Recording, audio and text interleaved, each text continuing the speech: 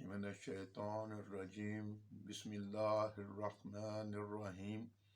अस्सलामु अलैकुम व्यूअर, मैं एडवोकेट साजिद अली डक्कू एक नए टॉपिक के साथ आपकी खिदमत में हाजिर हूँ। आज का टॉपिक ये है कि क्या बैंक लीज पे दी हुई गाड़ी जब्त कर सकता है। तो इसमें कुछ ऐसे मामलात हैं जहां बैंक के पास अख्तियार न होते हुए भी वो अख्तियार इस्तेमाल करता है। हमारे मुआशरे में एक चीज़ आम हो गई है कि किसी शख्स को 2 अख्तियार हों तो वो 10 अख्तियार इस्तेमाल करता है। इसे कहते हैं मिस यूज़ ऑफ अथॉरिटी। अब हम अपने मुआशरे की तरफ आते हैं। हमारे मुआशरे में एक पैसे कमाने की दौड़ लगी हुई है। हर शख्स ये चाहता है कि मैं इतने पैसे कमा लूं कि मेरे अजीज रिश्तेदार, दोस्त, जानने वाले, सोसाइटी के लोग, इलाके के लोग मेरी अमारत से मुतासिर हों। अगर किसी के पास साइकिल है तो वो मोटरसाइकिल की ख्वाहिश रखता है, किसी के पास मोटरसाइकिल है तो वो छोटी गाड़ी की ख्वाहिश रखता है, छोटी गाड़ी मिल जाए तो बड़ी ख्वाहिश रखता है। तो इसी तरह ये लंबा सिलसिला है ख्वाहिशात का कि जो ख़त्म होने में नहीं आता।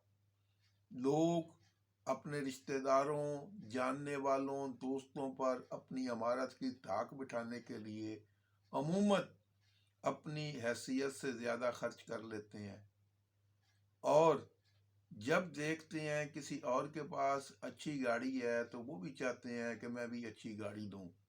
उसका बजट, उसकी जेब इजाज़त नहीं देती तो वो बैंक की तरफ रजू करते हैं। मुख्तलिफ लोग उन्हें सबज़बाग दिखाते हैं कि आप बैंक से लीज़ लेंगे, आपको टैक्स में बचत हो जाएगी, आप बैंक से लीज़ लेंगे तो आपको ये फ़ायदा हो जाएगा, इकट्ठी रकम नहीं देनी पड़ेगी, बाकी रकम आप कारोबार में लगा सकते हैं। यह रकम नहीं है तो बैंक से आप लीज़ ले लें गाड़ी, आपको थोड़े से पैसे देने पड़ेंगे। अब बैंक लीज़ की गाड़ियाँ जो होती हैं उसमें बैंक वाले जो आम बंदे को झांसा देते हैं कि हम इस पे 15% या 20% टैक्स लेंगे। टैक्स से मुराद है कि इस पे सूद लेंगे। अब वो बंदा अपने हिसाब से कैलकुलेट करता है, बैंक अपने हिसाब से कैलकुलेट करता है। अब बैंक जिस कॉन्ट्रैक्ट पे लीज लेने वाले से सिग्नेचर करवाता है तो उस पर कुछ हिडन चीज़ें होती हैं, जिसमें ये भी होता है कि ये जो हमारा मुआहदा है ये अगर डॉलर का रेट बढ़ गया या स्टेट बैंक ने इंटरेस्ट रेट बढ़ा दिया या हमारे कोई एक्सपेंस बढ़ गए तो वो भी चार्ज किए जाएंगे, और दूसरी पार्टी जो है, जो लीज लेने वाला है, वो उसका पाबंद होगा। इसके अलावा भी कुछ ऐसी गोल मोल तरीके से बातें उस कॉन्ट्रैक्ट में शामिल होती हैं जो कि इलीगल भी हो सकती हैं।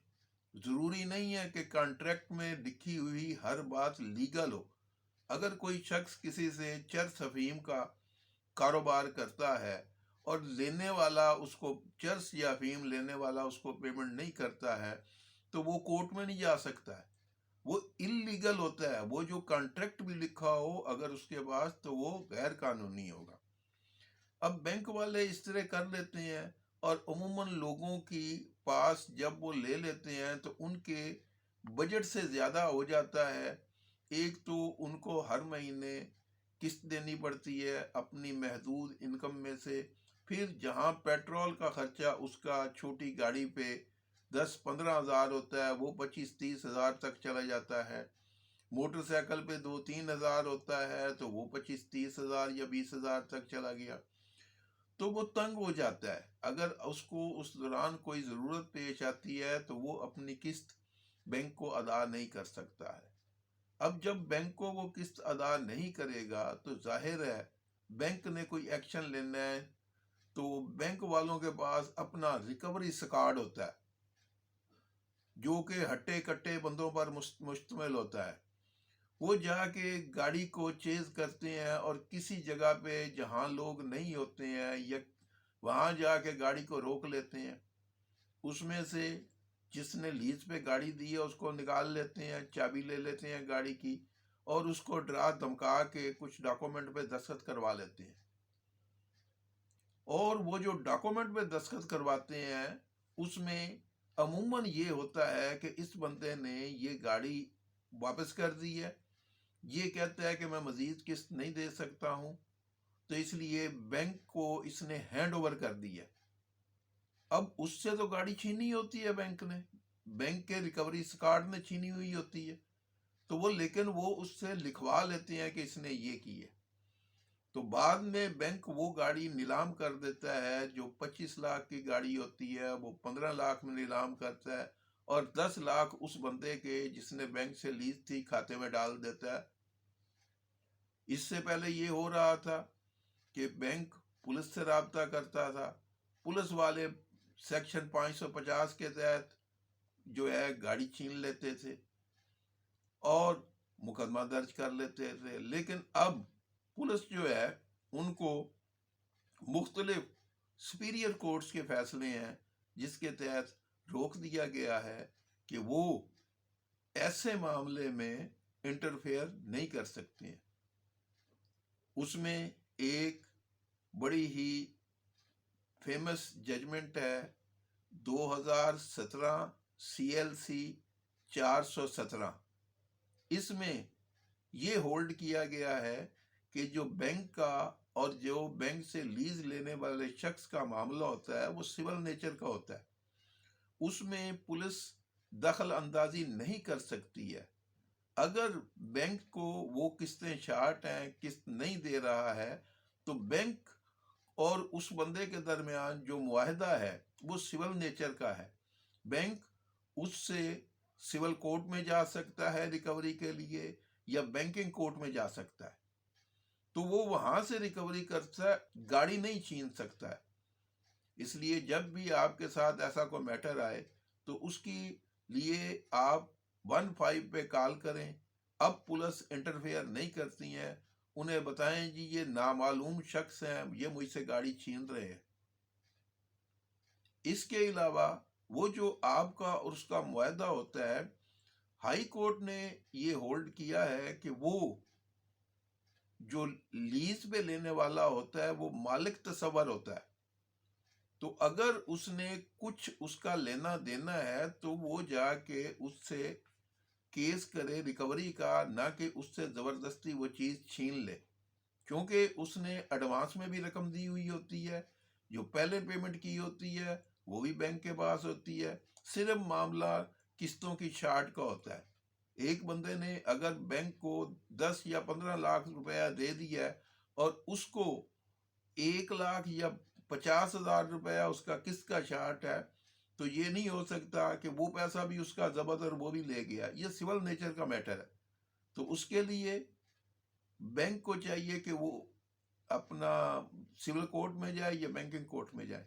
اب ہوتا یہ ہے کہ اگر بینک گاڑی لے جاتا ہے تو جس بندے نے لیز لی ہوتی ہے گاڑی، وہ وکلا کے پاس جاتے ہیں۔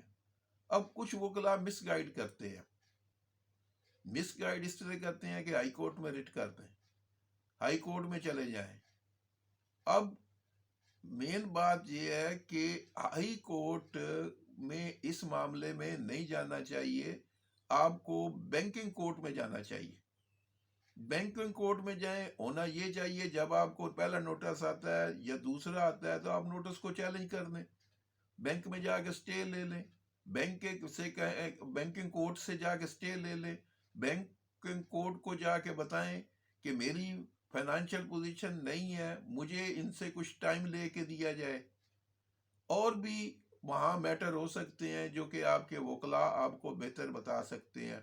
اس لیے آپ کی جو گاڑی ہے وہ بینک کسی صورت میں بھی قسطیں شارٹ ہونے پر لیز لی ہوئی گاڑی بند نہیں کر سکتا ہے۔